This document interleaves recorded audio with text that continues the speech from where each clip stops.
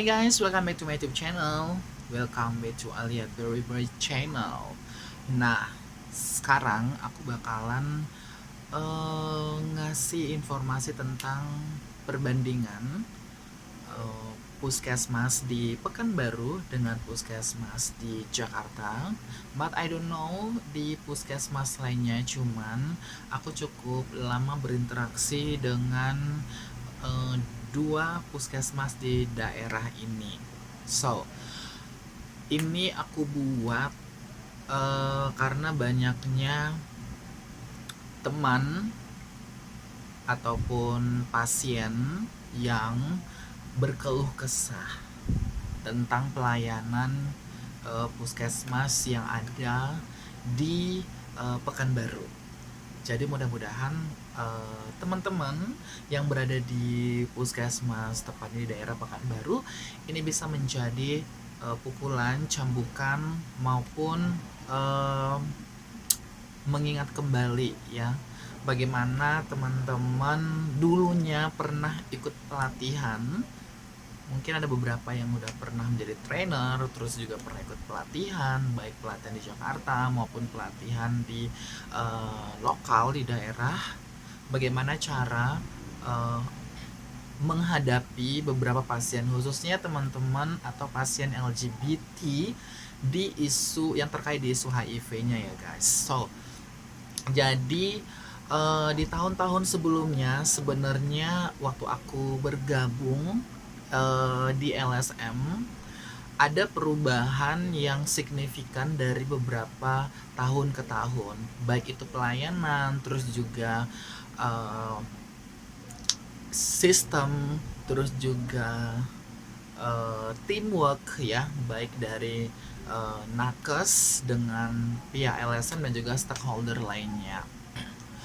But di tahun 2020 2021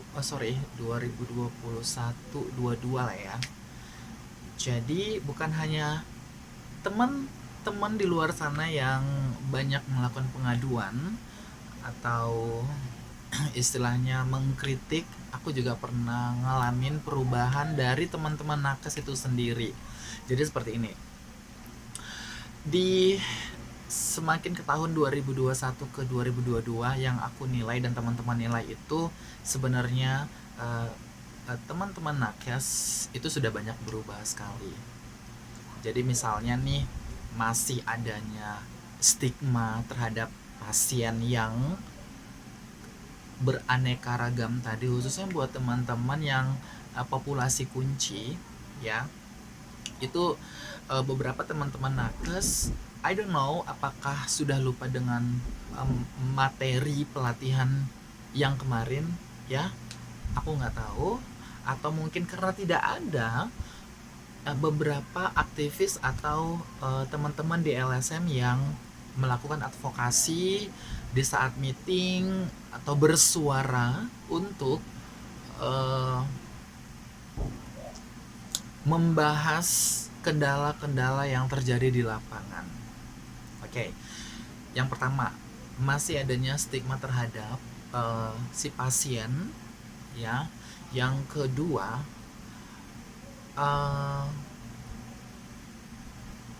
baik itu di depan ya, maksudnya itu adalah kan kalau kita masuk ke puskesmas itu kan pastinya diawali dari satpam, terus juga dari loket ya kan, alurnya seperti itu. Nah dari depan aja kadang-kadang itu sudah ada stigma gitu loh.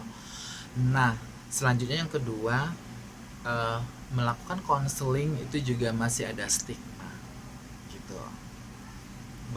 Padahal sebenarnya ya yang namanya program yang terkait di HIV ini sudah paham lah ya, populasi kunci yang akan datang untuk melakukan HIV testing dan juga konseling itu pastinya beraneka ragam, khususnya buat LGBT, terus pekerja seks and bla bla bla, yang seharusnya teman-teman itu tidak lagi tabu atau aneh melihat bentukan-bentukan seperti itu.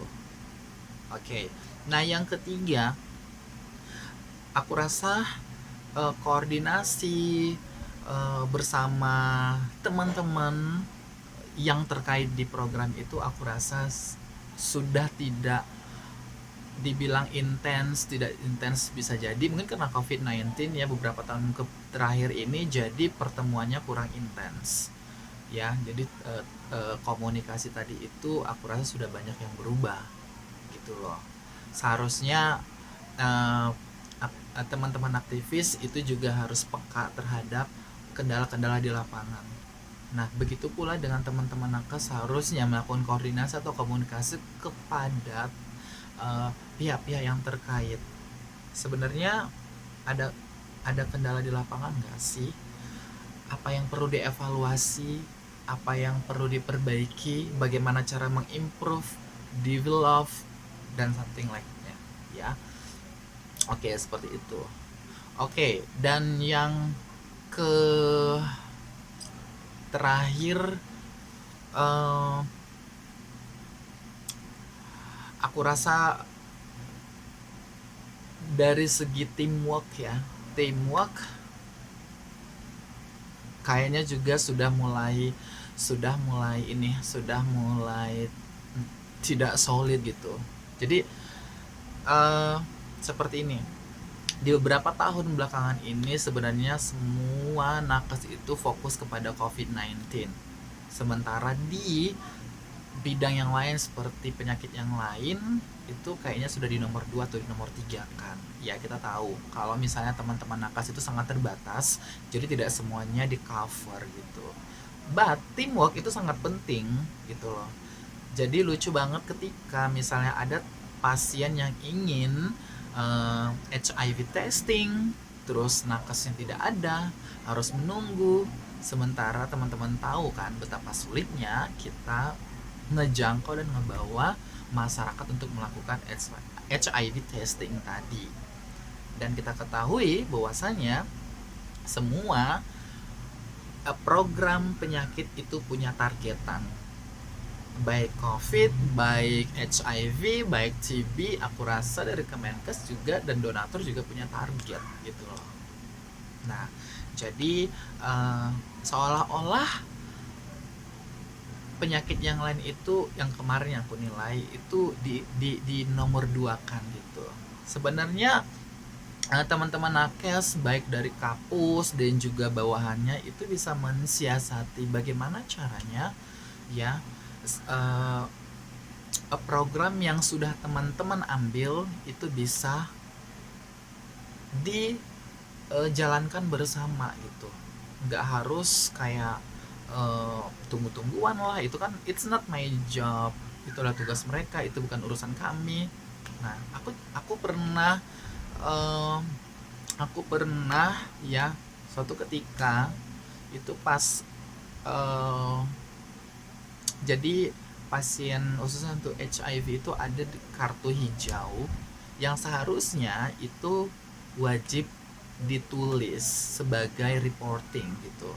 Nah, tapi karena petugas VCT lagi melakukan tugas COVID-19, sebenarnya aku minta tolong kepada nakes yang lain untuk dicatatkan gitu.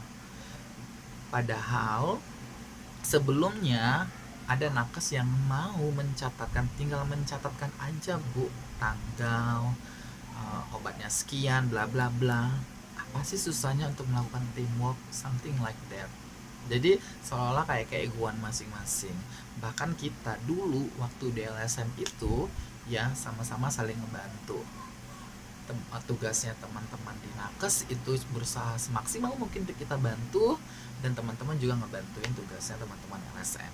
Jadi banyak yang berubah sih sebenarnya gitu. Mudah-mudahan kedepannya enggak. Jadi aku perbandingkan dengan puskesmas yang ada di Jakarta 2017. Saya pernah merantau ke sana selama 1 tahun untuk pastinya menimba ilmu, mencari pengalaman, terus mengobservasi apa sih sebenarnya perbedaan ya program yang teman-teman ambil di beberapa daerah tadi. Oke, yang pertama itu adalah dari segi servis. Aku pada saat itu bergabung di Puskesmas Jakarta Pusat Keramat 7. Nah, pernah juga sih melakukan visiting di daerah Jakarta Selatan. Hampir semuanya sama. Yang pertama, mereka tuh sangat ramah sekali kepada seluruh pasien. Yang kedua, mereka memang membantu dan memudahkan dalam hal pengobatan. Bahkan obat itu sendiri bisa digojekin. Yang penting si pasien bisa minum obat. Itu yang aku salut dari teman-teman yang ada di Jakarta. Nah, yang ketiga, teman-teman nakes itu emang benar-benar teamwork gitu loh, teamwork sesama nakes, teamwork bersama stakeholder dan juga teman-teman LSM. Jadi semuanya kita itu ya memang benar-benar work together gitu loh, karena kan memang targetannya bareng gitu loh guys. Jadi yes, benar-benar aku ngedapat pengalaman yang luar biasa saat di Jakarta Pusat pada saat itu. Memang ada beberapa yang aku simpulkan, yang aku analisa, perbedaan daerah kadang-kadang memang ngebentuk berbedanya karakter tiap orang. Jadi yang aku nilai kalau teman-teman di kota-kota besar yang sudah open minded, yang sudah terbuka, biasanya mereka mengkesampingkan hal-hal yang tabu, benar-benar tugasnya untuk ngebantu. Tetapi ketika ada wilayah yang benar-benar mendominasi, baik itu culture yang sangat kental, religius yang benar-benar religius, akhirnya melihat hal-hal yang aneh itu menjadi tabu dan bahkan menjadi jijik bagi mereka.